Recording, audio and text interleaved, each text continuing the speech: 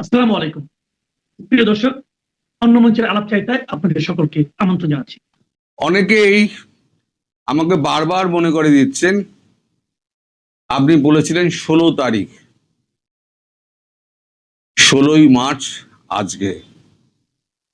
এই 16ই মার্চের জন্য আমিও অপেক্ষা করছিলাম। এর আগে আমি এখনো কথা বলিনি। এমনি শেখ হাসিনা নিয়ে কোনো কথা বলবো না বলে আমি মনস্থির করে নিয়েছি, কারণ এটা বলে আর নিজের বিতর্ক বাড়িয়ে লাভ নেই। আপনারা সাম্প্রতিক পরিস্থিতির পরিবর্তনগুলো চোখে দেখেও হয়তো দেখতে পান না। আমি একটু আপনাদের স্মৃতি উস্কে দিই, যেটা আপনাদের কাগজেই বেরিয়েছিল 13 অথবা 14 তারিখে, বোধহয় 13 তারিখে খলিলুর রহমান একটা ইফতার পার্টি দিয়েছিলেন তার বাড়িতে। প্রণয় বার্মা আমাদের রাষ্ট্রদূত গিয়েছিলেন তার বাড়িতে। সেখানে একটা সোফায় বসে তাদের ঘনিষ্ঠ মুহূর্তে একটা হাসাহাসি করে একটা ছবি কিন্তু আপনাদের কাগজে ভাইরাল হয়েছিল। ছবিটা আমার কাছেও এসেছিল। একটা ছবি কিন্তু অনেক কথা বলে দেয়। একটা রাষ্ট্রদূতের, ভারতের মতো বড় রাষ্ট্রের রাষ্ট্রদূতের অনেক তার কাজ থাকে, তার অত সময় নেই যে ওখানে গিয়ে আড্ডা মারবেন। কাজও হয়েছে, খাওয়া দাওয়া হয়েছে এবং আড্ডাও হয়েছে। ওখানে একটা বার্তা চালাচালি হয়েছে, যেটা হচ্ছে 16 তারিখে, যেটা জয়শঙ্করজি যেটা তারিখ বেঁধে দিয়েছিলেন যে 16 তারিখের মধ্যে, 16ই মার্চের মধ্যে জানাতে হবে 1 নম্বর এবং 2 নম্বর পয়েন্ট, এই দুটোতে মানে বিএনপি সরকার কি ভাবছে। এবং বিএনপি সরকারের হয়ে সেদিনকেই কিন্তু মানে খলিলুর রহমান সরকারের মনোভাব ব্যক্ত করে এসছেন, এবং সেটা যে কবে ধীরে ধীরে কিভাবে হবে না হবে সেই সম্পর্কেও কথা হয়েছে। সেটা খুব গোপন ব্যাপার, সেটা যেমন আপনাদের বলা হয়নি, তেমনি আমরা জানতে পারলেও আমাদেরকে বলতে মানা আছে। মনে করবেন না আমি এড়িয়ে যাচ্ছি। এটা হয়তো জামাত বা এনসিপি তারা যাতে না বেশি আরো গন্ডগোল করতে পারে, তার জন্যই এই সাবধানতা অবলম্বন করা। এখন এই যে 16 তারিখে যে বৈঠকটা হওয়ার কথা ছিল, সেটা কিন্তু ওই 13 বা 14 তারিখেই হয়ে গেছে। সেখানেই কথাবার্তা কমপ্লিট হয়ে গেছে। তারপরে দেখবেন আপনাদের দেশে সমস্ত ইতিউতি কিন্তু আলোচনা শুরু হয়েছে যে আওয়ামী লীগ ফিরতে পারে, খুব শীঘ্রই রাজনীতিতে ফিরছে। আপনাদের কাগজেই, আপনাদের মিডিয়ায় আলোচনা হচ্ছে। আমি আলোচনা করিনি, কারণ আমি জেনে বুঝেই আলোচনার মধ্যে ঢুকিনি। ওই ছবিটা সম্পর্কেও আমি কোনো রকম ভিডিও আমি করিনি, জেনে শুনে। কারণ আমি জানি যে আপনাদের অনেক হয়তো রাগ রয়েছে আমার ওপরে, যে আমার কোনো কথাই মেলে না। আমি যা যা বলে এসছি স্মরণ করে দিলে পরে আপনারা গতবারে যেমন লিখেছেন হ্যাঁ হ্যাঁ আপনি বলেছিলেন মিলেছে, এবারেও বললে পরে আপনারা হয়তো মনে করবেন যে হ্যাঁ ঠিক আছে, তো উনি তো বলেছিলেন এগুলো। তো এই যে জামাত এবং এনসিপি যারা যাতে না আর বাড়াবাড়ি করতে পারে, তার জন্য খুব সাবধানে ভারতবর্ষ এবং বিএনপি এগোচ্ছে। আমি বলেছি বিএনপিকে একটা ব্যালেন্স করে চলতে হচ্ছে। তারেক রহমানকে যেমন ভারতের সঙ্গে সুসম্পর্ক রাখতে হচ্ছে, কারণ ভারত ছাড়া চলবে না, তেমনি আমেরিকার সঙ্গে সুসম্পর্ক রাখতে হচ্ছে, জামাত এবং এনসিপির সঙ্গে, দেশবাসীর সঙ্গেও সুসম্পর্ক রাখতে হচ্ছে। এখন যদি পুরোপুরি যদি ভারতের দিকে ঝুঁকে পড়েন, তখন আপনাদের দেশের লোকে কিছু লোক আছে, আমি বলছি আপনাদের বলছি না, আপনাদের দেশের কিছু কিছু লোক আছে যাদেরকে আপনারা জানেন, তারাই মানে ওই ভারতের দালাল বলে আবার তারেক রহমানকে ডেকে দেবেন। ফলে তারেক রহমানকে খুব সাবধানে এগোতে হচ্ছে।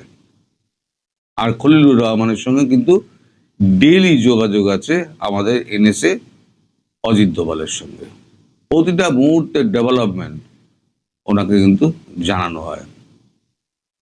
এখন এই যে আপনাদের সামনে ঈদ আছে, এই ঈদে আপনাদের দেশে এখন প্রচন্ড চাল ডাল তেল নুনের এখন প্রচন্ড সমস্যা। যেমন জ্বালানি সংকট, তেমনই কিন্তু খাদ্যের সংকট। আর এই সমস্ত ঈদে আপনারা নিজেরা এখন বাজার টাজার নিজেরাই একটু বেশি করেন, বেশি রকমের খরচা করেন। যে কোনো উৎসবে যেমন আমরাও করি, আমাদের দুর্গোৎসব যখন আমাদের যেমন একটা বড় উৎসব, তেমনি ঈদ আপনাদের কাছে একটা বড় উৎসব। এই বড় উৎসবে সবাই একটু আনন্দ করতে চায়, তার মধ্যে মানে অন্য কিছু ভাবার বিষয় নেই। যার যতটুকু সাধ্য আছে সে ততটুকু নিয়ে পরিবারের সঙ্গে আনন্দ মেতে থাকে। এখন এই যে আমার ভিউজ কমে গেছে, সবার ভিউজই আমি দেখছি কমে গেছে, কারণ তারা নিজেরা এই আপনার করতে করতে, উপোস করতে করতে এত ক্লান্ত হয়ে গিয়েছেন যে শেষের দিকে আর তারা টেনে উঠতে পারেন না। তারপরে তো সন্ধ্যেবেলা হলে তাদেরকে পরিবারবর্গ নিয়ে ঈদের বাজার করতে যেতে হচ্ছে। কিন্তু ঈদের বাজার এখন তো আপনার চড়া। একমাত্র আপনাদের এবং পাকিস্তানের, এই বাংলাদেশ এবং পাকিস্তানেই দেখলাম যে ঈদের সময়তে, বিভিন্ন উৎসবের সময়তে বাজার হঠাৎ চড়া হয়ে যায়। আপনাদের দেশ থেকে যারা এখন এখানে আমাদের এখানে আছেন, যারা ট্রিটমেন্ট ভিসায় এসেছেন এবং রয়েছেন, তাদেরকে একবার বাজারগুলো ঘুরে দেখতে বলবেন যে আমাদের বাজারে কি দাম আছে। যা ছিল তাই আছে। আপনি যদি বলেন আমি ঈদের মাল কিনতে এসেছি, আপনাকে 10% কি 20% ডিসকাউন্ট দিয়ে দেবে। আমরা কিন্তু হিন্দু রাষ্ট্র, আর আপনারা হচ্ছেন পাকিস্তান, বাংলাদেশ, এরা হচ্ছে মুসলিম রাষ্ট্র। তফাৎ হচ্ছে এইখানে, মানসিকতার তফাৎ। তো যাই হোক, এখন ভারতের কাছে এখন শুনছি ভারত যে 60 কোটি টাকা যেটা বাজেট অ্যালোকেশন করেছিল, সেই 60 কোটি টাকা সত্যি মিথ্যা আমি জানি না, কারণ এটা আমার শোনা কথা যে 60 কোটি টাকার পরিবর্তে বাংলাদেশ সরকার ওই চাল ডাল তেল নুন এই সমস্ত নাকি চেয়ে পাঠিয়েছেন। এখন চাওয়ার মধ্যে কোনো অন্যায় নেই।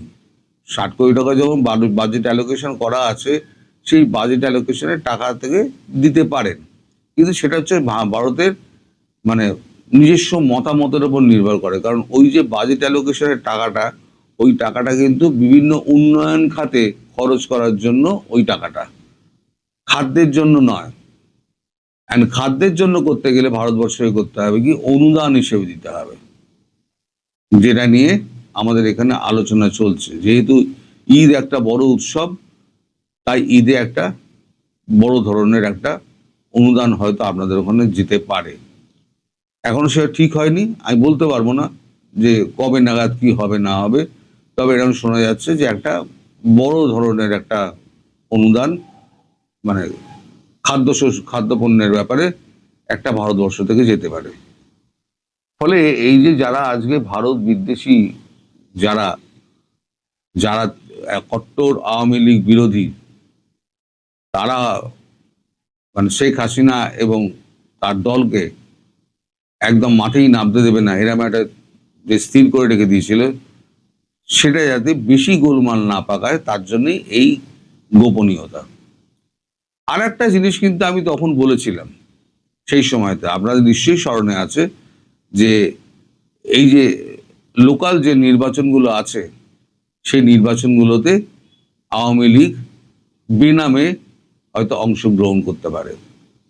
এখন আমি গত দুদিন ধরে আমি লক্ষ্য করছি আপনাদের মিডিয়াতেই আলোচনা হচ্ছে যে আওয়ামী লীগ এই সমস্ত জায়গায় নির্দল প্রার্থী হিসেবে দাঁড়ালেও দাঁড়াতে পারে, হয়তো মেয়র পজিশনে দাঁড়ালো না, হয়তো এমনি কাউন্সিলের পজিশনে হয়তো দাঁড়ালো, বা উপজেলা চেয়ারম্যান হিসেবে দাঁড়ালো, এইরকম একটা কিছু হতে পারে। আমি আপনাদের মানে পরিকাঠামো সম্পর্কে আমার ধারণাটা খুব কম আছে। আমাদের পরিকাঠামো সম্পর্কে আপনারা যেমন পরিষ্কার ধারণা নেই, আপনাদের পরিকাঠামো সম্পর্ক আমার সেরকম পরিষ্কার কোনো ধারণা নেই। ফলে সব মিলিয়ে একটা যে 16 তারিখের মধ্যে জানানোর ব্যাপারটা ছিল, সেই 16 তারিখের ব্যাপারটা কিন্তু 13 তারিখেই হয়ে গেছে।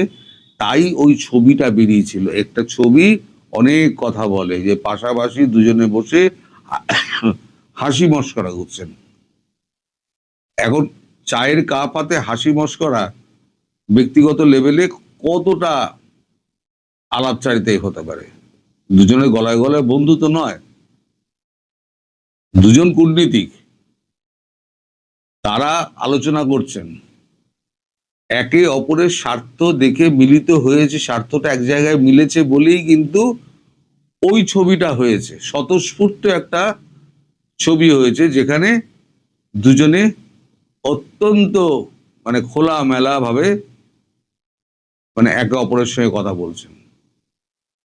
ওই ছবিটা বেরোনোর পরেতে অনেক কথা হয়েছিল যে কি এমন কথা হলো, কি এমন বইটা হলো যে এত খোলামেলা পরিবেশে দুজনে হাসাহাসি করছেন চায়ের কাপ নিয়ে। ব্যাপারটা আর কিছু না, ব্যাপারটা হচ্ছে যে যে 16 তারিখের ব্যাপারটা ছিল, 16 তারিখের ব্যাপারটা 1-2 আওয়ামী লীগের নির্বাচনে অংশগ্রহণ 2 নম্বর, আর 1 নম্বর হচ্ছে শেখ হাসিনার ওপর থেকে ওই মামলাগুলোকে তুলে নেওয়া। এই মামলা তুলে নেওয়ার সমস্ত প্রস্তুতি কিন্তু চলছে।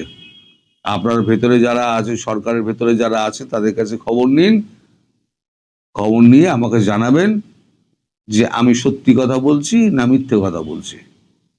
যে মামলা তুলে নেওয়ার ব্যাপারে সমস্ত কাজকর্ম শুরু হয়েছে এবং খুব শীঘ্রই ঈদের পরে ওটা কোর্টে প্রেজেন্ট করা হবে। বলটা ঠেলে দেওয়া হয়েছে কোর্টের ঘাড়ে। এবার কোর্ট যখন দেখবে যে একটা অবৈধ সরকার একটা দলকে অবৈধভাবে এই ঘোষণা করে দিয়েছে, নিবন্ধ বাতিল ঘোষণা করে দিয়েছে, কোর্ট নিশ্চয়ই ঠিক এটা করবে না, কোর্ট এই অর্ডারকে বাতিল করে দেবে। তাহলে না বিএনপির ঘাড়ে পড়লো না সরকারের ঘাড়ে পড়লো, কোর্টের অর্ডার আমরা মেনে নিচ্ছি। আর আওয়ামী লীগের ফিরে আসার ব্যাপারটা ধীরে ধীরে আপনারা দেখতেই পাবেন। এটা শেষ হোক, আপনার ঈদটা শেষ হোক, ঈদটা শেষ হলে যখন নির্বাচন এগিয়ে আসবে তখন নিজেরাই বুঝতে পারবেন যে 16 তারিখে ভারতবর্ষের সঙ্গে যে কথাটা, জয়শঙ্করজির সঙ্গে কথাটা যেটা হয়েছিল, সেই কথাটা কতটা এগিয়েছে বা আদৌ এগোয়নি কিনা। আপনারা বারবার আমায় মনে করাচ্ছেন, আমারও কিন্তু মনে আছে। আমি অপেক্ষা করছিলাম আজ 16 তারিখের জন্য, যে 16 তারিখের আগে আমি মুখ খুলবো না। আজ শেখ হাসিনা নিয়ে আমি আর কোনো কথা আর কোনোদিনও বলবো না, যত গুরুত্বপূর্ণই কথা হোক না কেন আমি আর বলবো না। সবাই ভালো থাকবেন, সুস্থ। জুলাই সনদ বাস্তবায়ন না করলে সংবিধান সংস্কার পরিষদের সভা ডেকে সংবিধান সংস্কার না করলে ঈদের পরে ব্যাপক আন্দোলন গড়ে তোলবার হুমকি দিচ্ছে জামাতের নেতৃত্বাধীন 11 দলীয় জোট।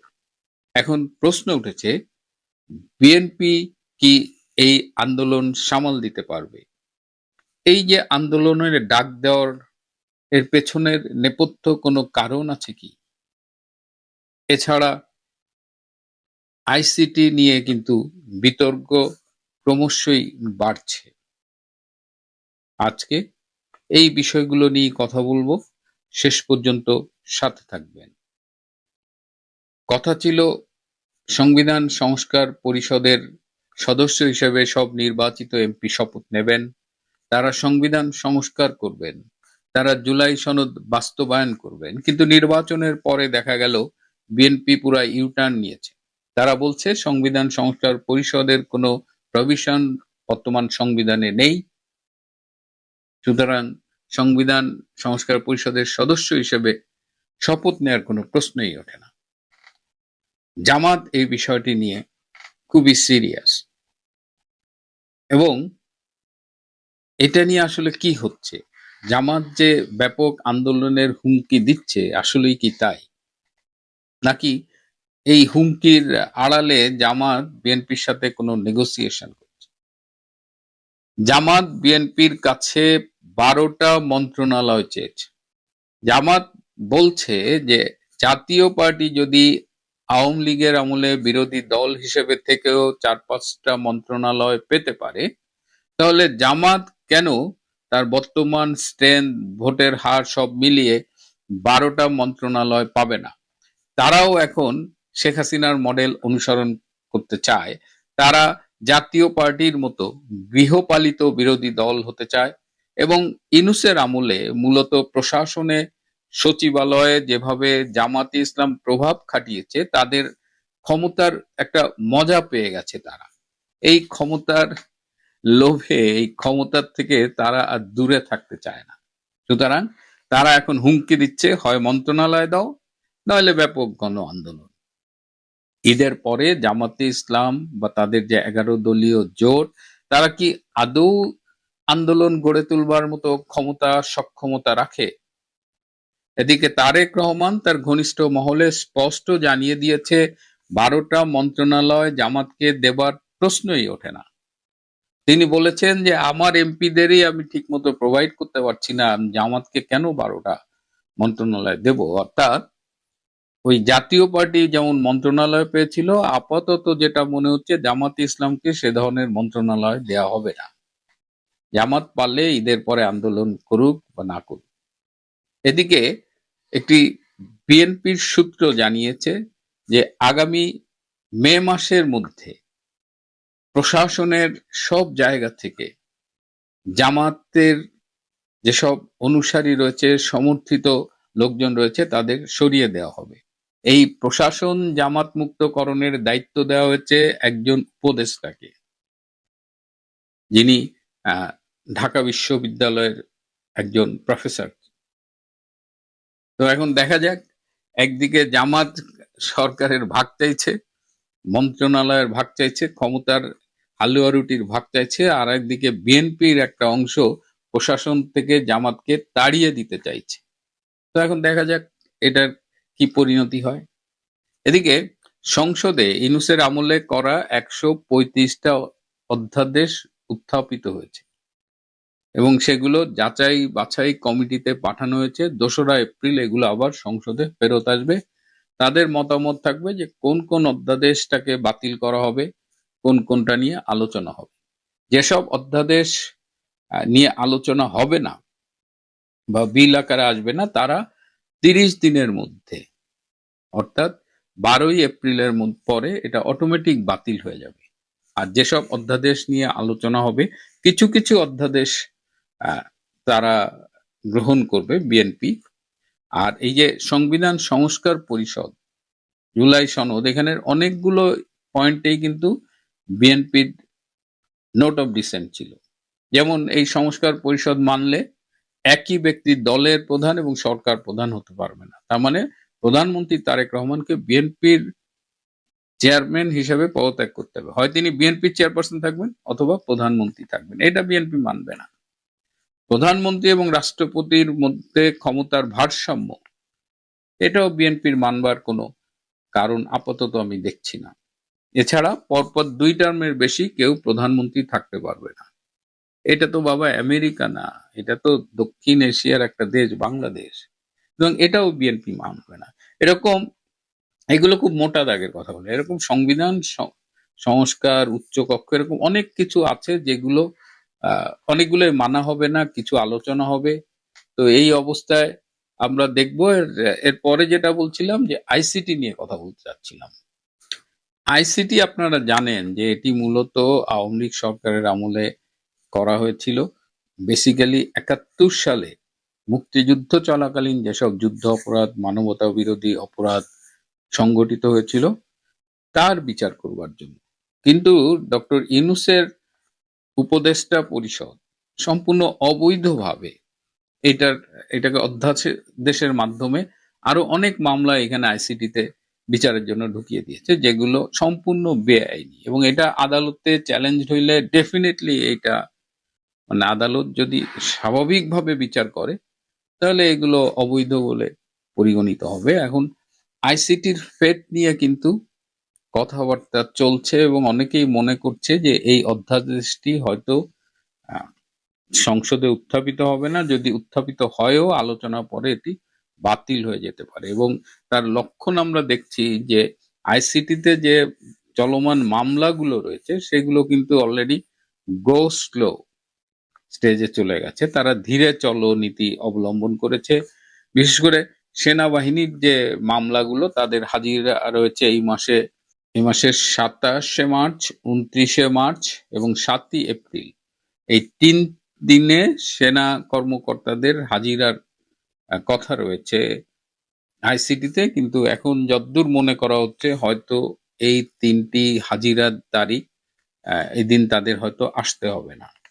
এবং আইসিটিতে এই যে অবৈধভাবে বিভিন্ন মামলা, এই যে সাংবাদিক বলেন বা যে কাউরে ধরে আইসিটির মামলায় আসামি করে দিয়েছে, এই টোটাল বিষয়টা বাতিল হয়ে যাবে বলেই এখন কিন্তু ধারণা করা হচ্ছে। এবং আইসিটির যে দুর্নীতি, আমি কিছু বলেছি, এখনো আমার কাছে আরো কিছু ইনফরমেশন আছে যেটা আমি পরে দেবো, কিন্তু ইন্টারেস্টিং বিষয় হলো যে চিফ প্রসিকিউটর যিনি ছিলেন তাজুল ইসলাম, তিনি তো সরকারি বাড়ি থেকে চলে গিয়ে এখন তিনি নিজে একটি ভাড়া বাড়িতে উঠবেন, কিন্তু ঢাকা শহরে তিনি বাড়ি ভাড়া পাচ্ছেন না। আবার তিনি দেশের যে অবস্থা তাতে তিনি সৌদি আরব চলে গেছেন উমরা হজের নামে। অনেকেই বলছেন যে তিনি পালিয়ে গেছেন এবং তার আর কিন্তু ফেরার কোনো লক্ষণ নেই। তার সাথে তার পরিবারের সদস্য গেছেন এবং সর্বশেষ শুনলাম যে তার শ্বশুর বাড়ির লোকজনও সৌদি আরব চলে গেছে। হ্যাঁ, তারা এক ধরনের ভয়ের মধ্যে আছে। এই যে রংপুরের আবু সাইদ হত্যাকাণ্ড, যেটা নিয়ে সেই গত 16ই জুলাই 2024 সালের যে হত্যাকাণ্ডটা পুরা জাতিকে নাড়িয়ে দিয়েছিল। হ্যাঁ, কিন্তু এখন তো দেখছি যে আবু সাইদকে আসলে পুলিশ হত্যা করেনি, তাকে ওই ঘটনাস্থল থেকে সরিয়ে নিয়ে অনেক পরে হাসপাতালে আনা হয়েছিল এবং তার মাঝখানে এমন কিছু ঘটেছে যে কারণে আবু সাইদ কে খুন করা হয়েছে বলা যায়। তো ওই খুনটা পুলিশের গুলিতে নয়, অন্য কোথাও কোনো কারণে হয়েছে। এবং পোস্টমর্টেম রিপোর্টটা যদি কেউ নিরপেক্ষভাবে দেখে তাহলে বোঝাই যায় যে পুলিশের গুলিতে নয়, মাথার পেছনের আঘাতে আবু সাইদ মারা গেছে। এই আবু সাইদের মামলায় অনেক পুলিশ কর্মকর্তাকে আসামি করা হয়েছে। রংপুরের একজন এসি তার আসামি হবার কথা হিসাব অনুযায়ী, কিন্তু দেখা গেল সে হয়ে গেছে সাক্ষী। কিভাবে সাক্ষী হলো? এর জন্য আরেক আইনজীবী জামাত নেতা শিশির মনিরের মাধ্যমে 2 কোটি টাকা ঘুষ দেওয়া হয়েছে এই তাজুল ইসলামকে। এই তাজুল ইসলামকে 2 কোটি টাকা ঘুষ দিয়ে আসামি যার হওয়ার কথা সে হয়ে গেছে এই মামলার সাক্ষী।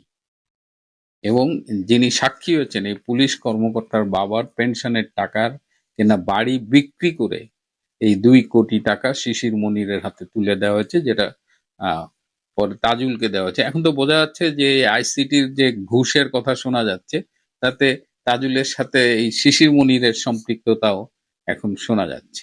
সুতরাং আইসিটির ভবিষ্যৎ, মানে বিশেষ করে এই যে অধ্যাদেশের মাধ্যমে যে যা ইচ্ছা যে কোনো রকমের কেস যেটা আইসিটির আসলে এখতিয়ারের মধ্যে পড়ে না সেগুলোকে যে ঢোকানো হয়েছিল সেগুলো সম্ভবত বাতিল হয়ে যাবে। এবং আর আইসিটি নিয়ে আরো অনেক কথা আছে যেটা এই মুহূর্তে আমি বলতে চাচ্ছি না। সুতরাং ক্ষমতার লোভে পড়ে জামাত মন্ত্রণালয় না পেলে ঈদের পরে কি করে, এবং মন্ত্রণালয় যে পাবে না সে ধরনের ইঙ্গিত আমরা পেয়েছি। এখন জামাতকে আমরা দেখতে চাই সৎ লোকের শাসন চাই বলে যে জামাত বড় গলায় চিৎকার করতো গত 18 মাসে, সেই জামাতের স্বরূপ আমরা দেখে ফেলেছি। জামাত ইউনূস মিলে দেশটাকে যে রসাতলে নিয়ে গিয়েছিল। এবং সম্প্রতি জামিনপ্রাপ্ত সাংবাদিক আনিস আলমগীরের একটা কথা দিয়ে শেষ করছি যে ডক্টর ইউনূস তার এই শাসন আমলে যত আকাম করছে, যত পাপ করছে, শেখ হাসিনা সরকার 16 বছরেও তা করেনি। আর অনেকেই আমাকে বলছেন যে ভাই দাড়িটাকে শেভ করেন বা দাড়ি রাখলেন কেন? আসলে আমি রমজান মাসে দাড়ি রাখি। আজ এ পর্যন্তই। ভালো থাকবেন, সুস্থ থাকবেন। তার চেয়েও জরুরি হলো নিরাপদ।